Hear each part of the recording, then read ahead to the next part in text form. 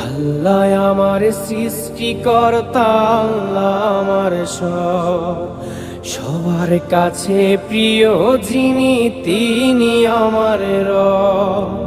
দুনিয়া করব সবাই আল্লাহর ইবাদত, দুনিয়া করব সবাই আল্লাহর ইবাদত।